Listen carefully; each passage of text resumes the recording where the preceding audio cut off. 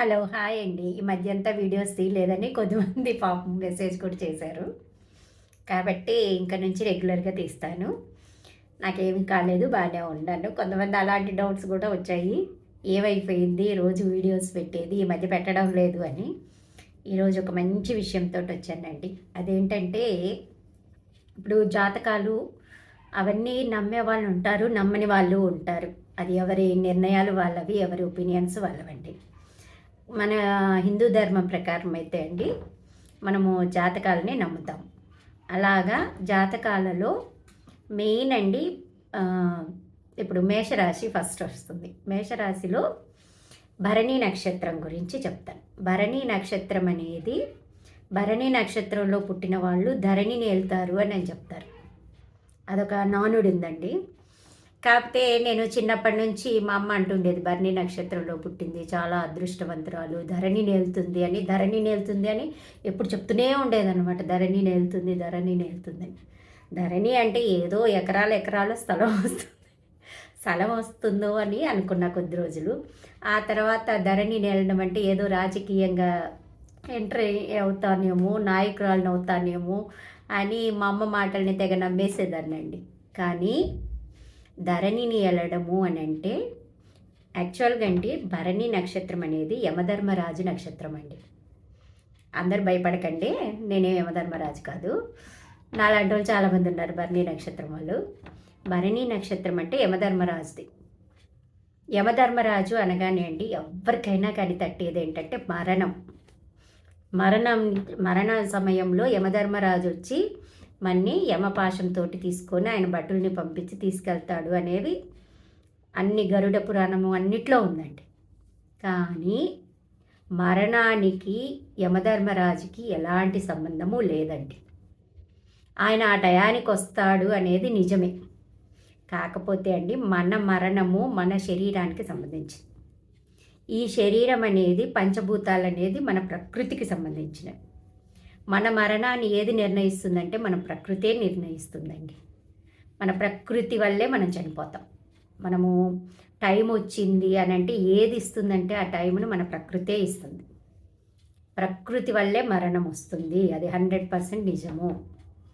అందుకనే మనము వాయువు, జలము, పంచేంద్రియాలు ఉంటాయి కదా, పంచభూతాలు, పంచేంద్రియాలు ఇవన్నీ అంటాం. ఎందుకంటే వాటి వల్లనే మనకు మరణం అనేది వస్తుందన్నమాట. వాటిలో ఏ ఒక్కదానికి మనకి ఫర్ ఎగ్జాంపుల్ ఇప్పుడు వాటర్ వల్ల ఇబ్బంది, వాటర్ ఎక్కువ తీసుకోలేకపోవడము, అలా ఏదైనా సమస్యలు వస్తే అప్పుడు మరణం వస్తుంది. గాలి వల్ల అంటే లంగ్స్ ఇన్ఫెక్షన్లు అలాంటివి వస్తే మరణం వస్తుంది. అలాగే శారీరకం వల్ల ఏదైనా యాక్సిడెంట్స్ వల్ల, వయోవృద్ధం వల్ల మన ఒంట్లో కొన్ని కెమికల్స్ పెరిగిపోవడం వల్ల, ఇన్బ్యాలెన్స్ వల్ల, అవన్నీ ఎక్కడండి ప్రకృతిలోనే. దానికి యమధర్మరాజుకి ఎలాంటి సంబంధము లేదండి. యమధర్మరాజు అనేవాడు ఆయన భరణి నక్షత్రంలో పుట్టాడు. ఆయనకు ఆత్మలతో సంబంధం అండి, అంతే. శరీరంతో కానీ మరణంతో కానీ ఆ మరణ సమయంతో కానీ ఆయనకి ఎలాంటి సంబంధము లేదు. ఎప్పుడైతే శరీరము నుంచి ఆత్మ బయటకు వచ్చేస్తుందో అప్పుడు, అంటే బయటకు వచ్చేటప్పుడు ఆయన రెడీ అవుతాడు తన ధర్మాన్ని చేయడానికి. యమధర్మరాజు అని అంటాం.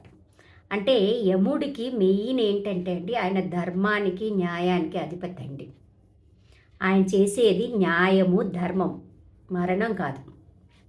ఆయన వృత్తి ఏంటంటే ధర్మ నిర్ధారణ, న్యాయ నిర్ధారణ చేయడం.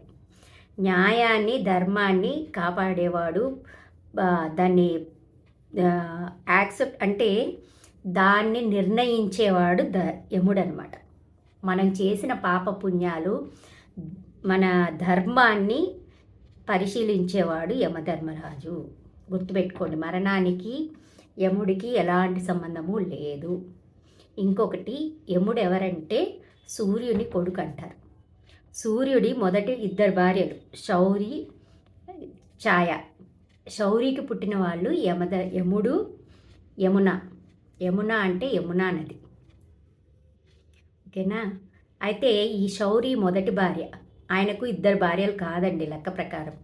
ఆయనకు ఒక భార్యే ఉన్నది, శౌరి ఆమె.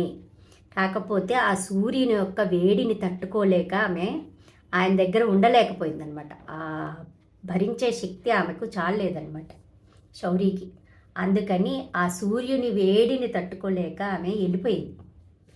వెళ్ళిపోతూ మళ్ళీ సూర్యుని ఎవరు చూస్తారు, అది ధర్మానికి విరుద్ధం కదా అని చెప్పి ఆమె ఈ తన ఛాయని అంటే తన నీడని అక్కడ సూర్యుడి దగ్గర వదిలిపెట్టేసి వెళ్ళిపోయిందనమాట. ఆమె ఛాయ, ఓకే, షాడో అనమాట. ఆ ఛాయ అనేది నలుపు, ఈ శౌరి అనేది తెలుపు అనమాట. సూర్యుడిలో వచ్చే కాంతి శౌరి, సూర్యుడి ఛాయలో వచ్చే నలుపు శనీశ్వరుడండి. ఆమెకు పుట్టిన కొడుకే శనీశ్వరుడు. ఛాయకి పుట్టిన కొడుకు శనీశ్వరుడు. ఈ శౌరికి పుట్టిన వాళ్ళు యముడు, యమున, వీళ్ళు, ఓకేనా.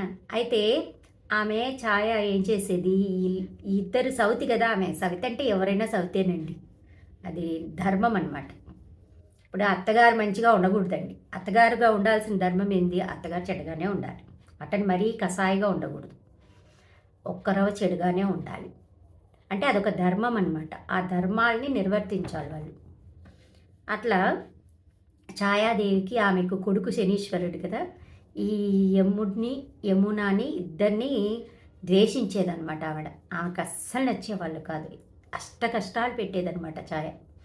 పెడితే యముడికి కోపం వచ్చిందనమాట. ఒకరోజు తట్టుకోలేకపోయి ఆమెని కుడికాలితో తన్నాడండి, కుడి పాదంతో తన్నినప్పుడు ఆమె, నువ్వు కన్న తల్లిని నేను, నన్నే నువ్వు పాదంతో తంతావా అంటే అంత భరించలేదండి సవితి తల్లి పోరు అనేది అంత భరించలేదన్నమాట. అలా కొట్టగానే ఆ పాదం లేకుండా అయిపోతావు అని చెప్పించింది. అప్పుడు యమునికి కుడి పాదం అనేది ఉండదండి, ఇప్పటికి కూడా ఉండదు. ఆయనకు రెండు పాదాలు ఉండవు, కుడి పాదం అనేది ఉండదు, అది కట్ అయిపోయి ఉంటుంది, అసలు పాదమే ఉండదన్నమాట కుడి పాదం యమునికి. ఆయన ఇంకా భరించలేక ఇంకొకటి యముణ్ణి ఏదో వికృతమైన బర్రె అంటే ఆయన వాహనం అదే, దున్నపోతు మీద అని అంటారు, ఆయన వాహనం అదే, నలుపే. అయినా కానీ యముడు చాలా అందగాడంటండి. మన పురాణాల్లో చెప్తారు. మాకు చిన్నప్పుడు మా అమ్మమ్మ చెప్పింది కథ. నాకు ఇది నేను ఏదైనా రీల్ తీసే ముందు దాని గురించి కొంచెం సర్చింగ్ చేస్తాను అనమాట. దాంట్లో నాకు గుర్తొచ్చింది మా అమ్మమ్మ చెప్పిన కథ ఇది. ఏంటంటే యముడు చాలా అందగాడనమాట. అసలు ఇంకా మంచి తెల్లటి వస్త్రాలు ధరిస్తాడు ఆయన నల్ల బట్టలు అస్సలు వేసుకోడు. శనీశ్వరుడు నల్ల వేసుకుంటాడు, యముడు తెల్ల గుడ్డల్లోనే వస్తాడు. ఆయన తెల్లటి వస్త్రాలు వేసుకొని చాలా అందంగా ఉంటాడంట. అందులో సూర్యుడికి పుట్టినవాడైపోయి ఆయన ఇంకా అందగాడు. అయితే ఆయన్ని చూస్తూ పెరిగిన యమున, ఈ కథ మా అమ్మమ్మ చెప్పిందండి. నేను అది ఇప్పుడు మళ్ళీ నేను తెలుసుకొని, ఒరే ఇది మా అమ్మమ్మ మాకు చిన్నప్పుడు చెప్పింది కదా అని గుర్తొచ్చిందండి. అలా ఉంటుంది. అయితే ఆమె ఈ యముణ్ణి చాలా ఇష్టపడేదండి, అన్నని అందంగా. చాలామంది అండి 90% అమ్మాయిలు వాళ్ళ అన్న తమ్ముళ్ళని ఇష్టపడతారు, అలాంటి భర్తే రావాలనుకుంటారు. అట్లాగా యమున కూడా యముడి అంత అందమైన భర్త రావాలి అని కోరుకుందంట. ఆమెకి ఇంకా కళ్యాణ గడియలు వస్తున్నాయి, పెళ్లి చేసుకోమంటే ఎవ్వరూ నచ్చట్లేదు ఆమెకు. నాకు మా అన్నయ్య అంత అందమైన భర్తే రావాలి అని ప్రపంచాలన్నీ ఎతికిందంట, ముల్లోకాలు ఎతికిందంట. ఎతికినా ఆమె కంటికి వాళ్ళ అన్నంత అందగాడుగా కనపడలేదంట. ఇంకా కనపడకపోయేసరికి తిరిగి వస్తూ ఇక్కడ మనకు ఒక కథ కూడా ఉందండి. సతీ సావిత్రి ఆవిడ యముని ఎదిరించి యముని మరణానికి కారణమైందని ఒక కథ ఉంది. ఆ సమయంలో ఈమె యమున అంతా ఎత్తుక్కొని వచ్చింది అన్న దగ్గరికి. అన్న మరణించాడని వార్త విని ఆమె బోరున ఏడ్చిందంటండి, నా అన్న చనిపోయాడు అని. ఆ నీరు, ఆ కన్నీరే యమునా నదిగా మారిందని ఒక కథ ఉందండి. అదే యమునా నది, యముని చెల్లెలన్నమాట. అట్లాగా యమునా నదిగా పారుతోందని ఒక కథ ఉందండి. అట్లాగా అంటే అంత అందగాడనమాట యముడు. అలాగే ఆయన ధర్మానికి న్యాయానికి మెయిన్ అనమాట. ఆయన మన ధర్మాల్ని లెక్కలు కడతాడు, మన న్యాయాన్ని లెక్కలు కడతాడు. మన ఆత్మలకు ఆయన వాటిని లెక్క కట్టి దానికి తగ్గట్టు మనకు జన్మల్ని నిర్ధారిస్తాడనమాట. అంతవరకు మన ఆత్మలను చెక్ చేస్తాడు. ఆయన పితృదేవతలకు అధిపతి. పితృదేవతలందరూ ఆయన ఆధీనంలోనే ఉంటారు. కాబట్టి ఈ భరణి నక్షత్రంలో పుట్టిన వాళ్ళకు పితృదేవతలతో ఎక్కువ సంబంధం ఉంటుందండి. అదండి ధరణి నేలడం. పితృదేవతల యొక్క అండదండలు, పితృదేవతలు కనిపిస్తూ ఉండడము, ఇది ఎక్కువగా ఉంటుంది. నేను అది అబ్జర్వ్ చేశాను. కాబట్టి భరణి నక్షత్రం వాళ్ళు ఎవరైనా చెక్ చేసుకోండి.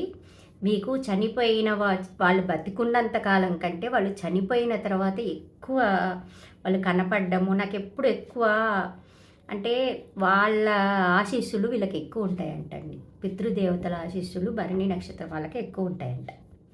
వాళ్ళు అదీ కాక తల్లిదండ్రుల్ని, అంటే కొంతమంది నమ్మొచ్చు నమ్మకపోవచ్చు, తల్లిదండ్రులు అంటే ఎక్కువ ప్రేమ ఉంటుంది వాళ్ళకి, ఎక్కువ ప్రేమ ఉంటుంది.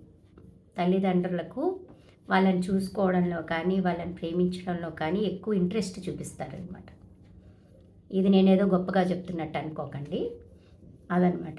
సో వాళ్ళకు పితృదేవతలు రిలేషన్ ఎక్కువ ఉంటుంది వాళ్ళతోటి. అంటే ఆ ఆత్మ అలాగ నిర్ధారించబడి ఉంటుంది. ఆ భరణి నక్షత్రం యొక్క ఏదైనా ఆత్మలే కదండి. కాకపోతే మనం చేసిన ధర్మాన్ని యముడు ఖచ్చితంగా లెక్కేస్తాడు. యమధర్మరాజు యొక్క గొప్ప ఇదేంటంటే ఆయనకు మన శరీరంతో ఎలాంటి సంబంధము లేదు. ఆయన మన జీవితంతో ఎలాంటి సంబంధము లేదు. కాకపోతే మనం ఎన్ని ధర్మంగా నిలబడ్డాము, ఎన్ని ధర్మాలు చేశాము, ఎంత న్యాయంగా. అందుకే భరణి నక్షత్రం వాళ్ళు ధర్మానికి ఎక్కువ ఇంపార్టెన్స్ ఇస్తారు. న్యాయం న్యాయం అంటారు, ఎక్కడ తప్పు జరిగినా ఒప్పుకోరు. కాబట్టి శత్రువులు ఎక్కువ ఉంటారు. భరణి నక్షత్రం వాళ్ళకి శత్రువులు ఖచ్చితంగా ఎక్కువ ఉంటాడు. కుజదోషం ఉంటుంది, ఖచ్చితంగా ఉంటుంది. ఇంకా కేతు కూడా సహకరించడు. అయినా కానీ అండి వాళ్ళదే పైచేయి. ఇప్పుడు ఎంత ఓడినా కానీ కింద పడ్డా కానీ పైకి లేచే రకాలండి. అది భరణి నక్షత్రం యొక్క గొప్పతనము. ఒకవేళ మీరు ఎవరైనా భరణి నక్షత్రంలో పుట్టున్నా నాకు కామెంట్ చేయండి, ఓకేనా? Okay, bye.